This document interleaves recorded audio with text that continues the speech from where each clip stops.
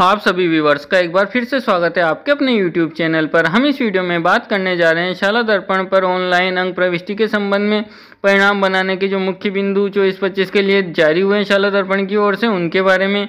कक्षा 1 और 2 के लिए क्या महत्वपूर्ण निर्देश हैं, 3-4 के जो महत्वपूर्ण निर्देश हैं उनके बारे में, 7-8 के निर्देशों के बारे में, 9 और 11 के जो निर्देश जारी हुए उनके बारे में, संपूर्ण कक्षा 1 से लगा के 11 तक जो भी निर्देश हैं सारे निर्देशों की हम बात इस वीडियो में करेंगे। साथ ही जानेंगे कब और कैसे हमें रिजल्ट तैयार करना है, क्या क्या महत्वपूर्ण चीज़ें हमें ध्यान रखनी है। परीक्षा से संबंधित संपूर्ण जो मुख्य बिंदु हैं उन और जो महत्वपूर्ण निर्देश है संपूर्ण चर्चा हम इस वीडियो में करेंगे। वीडियो महत्वपूर्ण होने वाला है और आपके लिए परीक्षा से संबंधित बहुत सहायक होने वाला है, तो वीडियो को ध्यान से जरूर देखिएगा और साथ ही इसे अपने सभी शिक्षक साथियों के साथ शेयर कीजिएगा ताकि सभी बिना परेशानी के अपना रिजल्ट अपडेट कर पाएँ। वीडियो शुरू करें उससे पहले अगर आप चैनल पर नए हैं तो चैनल को सब्सक्राइब कर लें, पास में आने वाले बेल आइकन को ऑन कर लें, क्योंकि हम एजुकेशन रिलेटेड हर बड़ी अपडेट छोटी अपडेट आपके साथ साझा करते रहते हैं, तो उसका नोटिफिकेशन आप तक पहुँचता रहेगा। आइए देखते हैं महत्वपूर्ण निर्देश जो शाला दर्पण की ओर से जारी हुए क्या क्या हैं। जैसा कि आप स्क्रीन पर देख पा रहे होंगे, शाला दर्पण पर ऑनलाइन परीक्षा अंक प्रविष्टि और परिणाम बनाने हेतु मुख्य बिंदु सत्र 24-25 के लिए जारी हुए हैं। उसमें कक्षा 1 और 2 के लिए सत्र 24-25 में कक्षा 1 और 2 का परिणाम ऑनलाइन होलिस्टिक रिपोर्ट कार्ड के माध्यम से जारी किया जाएगा। उसके लिए जो महत्वपूर्ण निर्देश आप देखेंगे कि जो है, पहला हमें ध्यान रखना है कि जो शाला दर्पण का परिणाम टेब है उसमें समेटिव असेसमेंट जो है उसमें essay 1, essay 2, essay 3 की प्रविष्टि की जानी है। एकेडमिक विषय हिंदी, अंग्रेजी और गणित पर्यावरण विषय की संक्रिया कक्षा के साथ साथ essay 1, essay 2, essay 3 टेब में ग्रेड भरे जाने हैं तथा नॉन एकेडमिक में essay 1 और essay 3 से संबंधित ग्रेड भरे जाने हैं। मतलब जो कक्षा हमारे विषय हिंदी, अंग्रेजी, गणित, इनके लिए हमें एक essay 1, essay 2, essay 3 की ग्रेड डालनी है और जो हमारे शैक्षिक गतिविधियां हैं उनके लिए essay 1 और essay 3 में ही ग्रेड भरी जाएगी। इस प्रकार से हमें ध्यान रखना है। अगला देखेंगे आप ग्रेड भरने का जो आधार है और ग्रेड भरने के आधार पर जो online holistic report card generate किया जाएगा, जिसका प्रिंट रंगीन अथवा ब्लैक एंड वाइट पेपर द्वारा A4 साइज में ग्लोसी अथवा साधारण पेपर पर सुविधा अनुसार लिया जा सकेगा। इसमें आप चाहें तो कलर वाला प्रिंट ले सकते हैं, ब्लैक एंड वाइट ले सकते हैं, साधारण A4 साइज पे भी ले सकते हैं और आप चाहें तो ग्लोसी पेपर पर भी इसकी प्रिंट ले सकते हैं। साथ ही आप देखेंगे कि जब आप इसका जो समग्र प्रगति प्रतिवेदन यानी होलिस्टिक रिपोर्ट कार्ड डाउनलोड करेंगे तो आप इसे कलर प्रिंट के लिए आपको यहाँ पर ऑप्शन दिखाई देगा इस तरह से, तो आप इन पर जैसे सेलेक्ट करेंगे तो आपका कलर हो जाएगा, हटाएंगे नॉन कलर, इस तरह से आप इसको चेक मार्क लगाने पे इसको कर सकते हैं। इस प्रकार से आप देख रहे होंगे स्क्रीन पे, इस तरह से आपको ये समग्र प्रतिवेदन दिखाई देगा। ब्लैक एंड वाइट के लिए आपको सामने इस तरह से इस चेक बॉक्स को हटा देना तो ब्लैक एंड वाइट में ये आ जाएगा। इस प्रकार से आपको कक्षा 1 और 2 के संपूर्ण निर्देश इस प्रकार से फॉलो करने हैं। हमें तीनों ऐसे की जो हमारी अकादमिक विषय हैं हिंदी, अंग्रेजी, गणित, पर्यावरण, उनकी essay 1, essay 2, essay 3 की एंट्री करनी है और नॉन एकेडमिक यानी जो शैक्षिक गतिविधियां उनकी essay 1 और essay 3 की एंट्री हमें ऑनलाइन शाला दर्पण के परिणाम टेब पर समेटिव असेसमेंट वाले फोल्डर से करनी है। ये कक्षा 1 और 2 के लिए। अब आप देखेंगे कि इसकी एंट्री का प्रोसेस तो उपस्थिति विवरण शाला दर्पण पर भरे गए कार्य दिवसों का माहवार उपस्थिति रहने के आधार पर स्वतः प्रदर्शित होगा, तो हमें उसकी फीडिंग नहीं करनी है। हमने माहवार में हर महीने हम इसकी फीडिंग करते हैं तो वहाँ से पोर्टल उठा लेगा। बेसलाइन प्रविष्टि कक्षा अनुरूप भरना अनिवार्य है, उसके बिना आप आगे नहीं बढ़ पाएंगे, तो कक्षा 1 और 2 की बेसलाइन भी आपको भरनी है। आप देखेंगे कि विषयवार औसत जो ग्रेड है वह समेकित प्रगति प्रदर्शन सक्रिय में प्राप्त ग्रेड के आधार पर निम्नानुसार किया जाएगा। आप देखेंगे इसमें ग्रेडिंग का सिस्टम कि ग्रेड A अंक भार 10, ग्रेड B अंक भार 5, ग्रेड C अंक भार 1। आप देखेंगे जो ये है हमारा हिंदी विषय, इसमें कुल संक्रियाएं 7, प्राप्त A ग्रेड प्राप्त संक्रियाएं 3, B ग्रेड प्राप्त संक्रियाएं 2 और C ग्रेड प्राप्त संक्रियाएं 2। तो विषय हिंदी औसत ग्रेड हो जाएगी 3×10 plus 2×5 plus 2×1 oblique 7×10 is equal to 10 plus 30 plus 2 oblique 70 यानी 42/70 इज इक्वल टू 0.6 अर्थात 60%। औसत विषय ग्रेड की गणना इस प्रकार से होगी।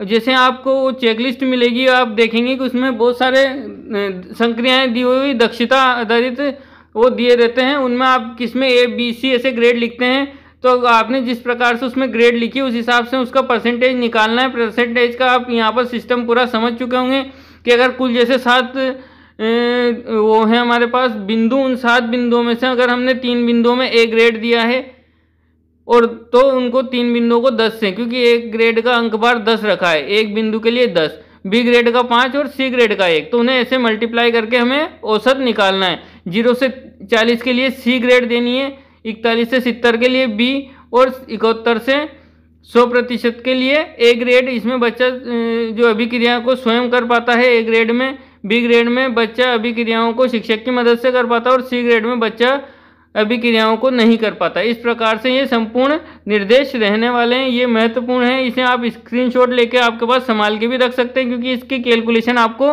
दिमाग में रखनी होगी। उसी के आधार पर स्टार, 1 स्टार, 2 स्टार और 3 स्टार बच्चों को अपने होलिस्टिक रिपोर्ट कार्ड में मिलेंगे।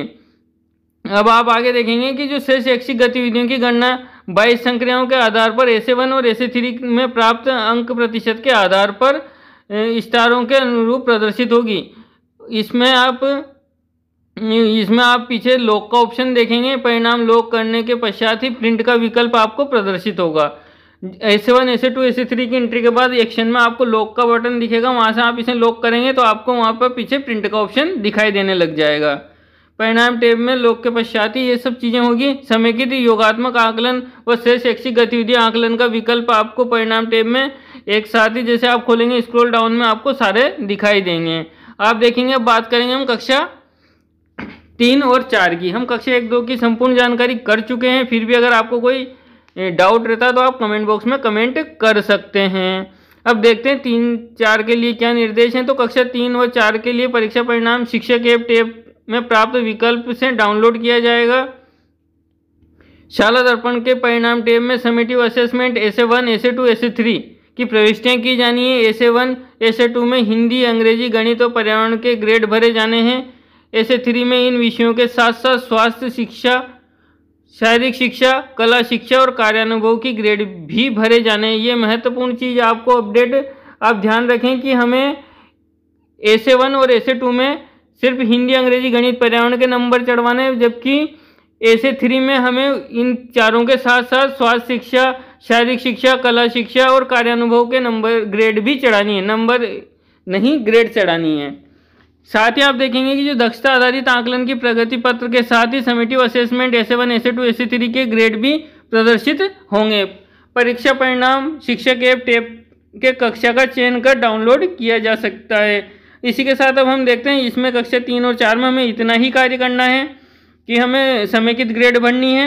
ऐसे 1, ऐसे 2, ऐसे 3 की ऐसे 1 और ऐसे 2 हम कंप्लीट कर चुके हैं। ऐसे 3 में हमें विशेष ध्यान रखना है कि स्वास्थ्य शिक्षा, शारीरिक शिक्षा, कला शिक्षा और कार्यानुभव की ग्रेड भी चढ़ानी है। अब बात करते कक्षा 6-7 के परिणाम के संबंध में। तो कक्षा 6 और 7 का परीक्षा परिणाम शिक्षक ऐप टैब में प्राप्त विकल्प से डाउनलोड होगा। शिक्षक जो शाला दर्पण पर परिणाम टैब में जो परिणाम प्रविष्टि 24-25 है उसमें प्रथम, द्वितीय, अर्धवार्षिक, तृतीय, वार्षिक परीक्षा की निर्दिष्ट अधिकतम अंकों में से प्राप्त अंकों को भरना है।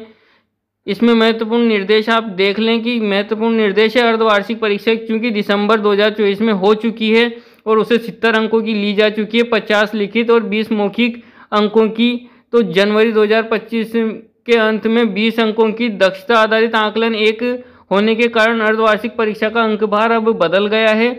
इसे 50 अंक का किया गया है, जिसमें 35 लिखित और 15 मौखिक हो गया है। किंतु शाला दर्पण के परिणाम मॉड्यूल में शिक्षक या विद्यालयों को 70 अंक, 50 लिखित और 20 मौखिक अंकों के अनुसार ही प्रविष्टि करनी है, जिसे ग्रीन शीट में 50, 35 प्लस 15 मौखिक अंकों के अनुसार देखा जा सकेगा। ये अपना पोर्टल अपडेट कर देगा। हमें 50 प्लस 20 ही शाला दर्पण पर अर्धवार्षिक के लिए 70 नंबर ही चढ़ाने हैं। हमें कुल जो 6 विषय हैं उनके 200 अंकों का हमारा अंक भार रहेगा। कुल 1200 अंकों का हमें परिणाम जारी करना है।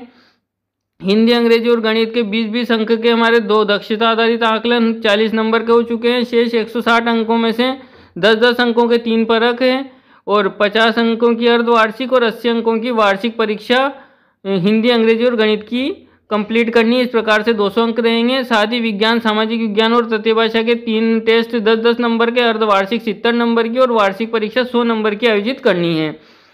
जनरेट रिजल्ट पर आप ये भी महत्वपूर्ण है कि परीक्षा परिणाम टैब में जनरेट रिजल्ट टैब पर परिणाम अद्यतन किया जाएगा तथा किसी भी विषय अथवा परीक्षा के अंकों में परिवर्तन होता है तो फिर से हमें जनरेट रिजल्ट टैब पर क्लिक करना होगा, तभी रिजल्ट अपडेट होगा, नहीं तो नहीं होगा। प्रोसेस रिपोर्ट कार्ड में वो नहीं दिखेगा जब तक हम वापस से जनरेट रिजल्ट नहीं करेंगे। अंकों की प्रविष्टि को लॉक करने हेतु वेरीफाई बटन पर हमें क्लिक करना होगा, तभी परिणाम जारी किया जा सकेगा। वेरीफाई के पश्चात यदि कोई परिवर्तन होता है तो इसे अनवेरीफाई करने के बाद उसमें परिवर्तन करके वापस से वेरीफाई करना होगा।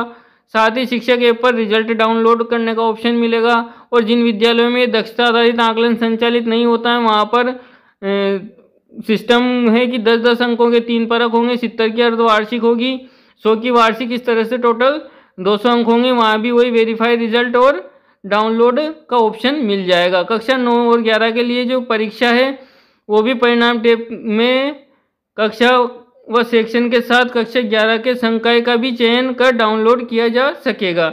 शाला दर्पण पर परिणाम मॉड्यूल में परीक्षा परिणाम प्रविष्टि 24-25 में प्रथम परक, द्वितीय परक, अर्धवार्षिक, तृतीय परक, वार्षिक परीक्षा की निर्दिष्ट अधिकतम अंकों में से प्राप्त अंकों को हमें वहाँ चढ़ाना है। इस प्रकार से ये रहेगा। आप आगे देखेंगे अनुपस्थित विद्यार्थी के लिए 1, चिकित्सा अवकाश के लिए 2 इंद्राज करना होगा। यदि अनुपस्थित विद्यार्थी किसी विषय में तो 0 अंकन किया जाएगा। इसका अर्थ विद्यार्थी परीक्षा में उपस्थित हुआ है और उसका 0 अंक प्राप्त हुए हैं। कक्षा 11 में जिन विद्यार्थियों ने परीक्षा परिणाम देरी से आने अर्धवार्षिक से पूर्व विद्यालय में प्रवेश लिया है तथा प्रथम और द्वितीय परक में भाग नहीं लिया है उनको उक्त दोनों परीक्षाओं की छूट होगी तथा शेष रही अर्धवार्षिक, तृतीय परक और वार्षिक परीक्षा के आधार पर ही परिणाम घोषित किया जाएगा। आप देखेंगे कि जो महत्वपूर्ण चीज़ है यहाँ पर देखेंगे आप, महत्वपूर्ण बाकी सारे निर्देश आप पढ़ सकते हैं। यहाँ पर ये 12वां पॉइंट में आप देखेंगे, इसमें भी वही है। शाला दर्पण के परीक्षा परिणाम टैब में जनरेट रिजल्ट टैब पर हमें परिणाम अद्यतन किया जाएगा। यदि कोई विषय में परीक्षा में अंक परिवर्तन होता है तो जनरेट रिजल्ट टैब पर फिर से अपडेट करना होगा, उसके बाद ही वो अंक मार्कशीट में दिखेंगे। अंकों की प्रविष्टि को लॉक करने हेतु वेरीफाई बटन पर क्लिक करना है, तभी परीक्षा परिणाम जारी होगा। इस तरह से आप देखेंगे कि अगर अंकों में कोई बदलाव होता है तो ग्रीन शीट में प्रदर्शित होंगे, किंतु जनरेट रिजल्ट पर क्लिक करने पर ही अंक तालिका में प्रदर्शित होंगे। पुनः परीक्षा से पहले ही अनवेरीफाई कर अंकों के में जो परिवर्तन कर जनरेट रिजल्ट से अद्यतन कर पुनः वेरीफाई करना होगा, अन्यथा ड्राफ्ट अंक तालिका ही प्रदर्शित होगी, वो मेन अंक तालिका प्रदर्शित नहीं होगी। इस प्रकार से हमें सभी महत्वपूर्ण निर्देशों का ध्यान रखते हुए रिजल्ट तैयार करना है। इस महत्वपूर्ण वीडियो को आप अपने साथियों के साथ शेयर जरूर करें। ऐसी जानकारियों के लिए हमारे साथ बने रहें। मिलते हैं नेक्स्ट वीडियो में, तब तक के लिए धन्यवाद।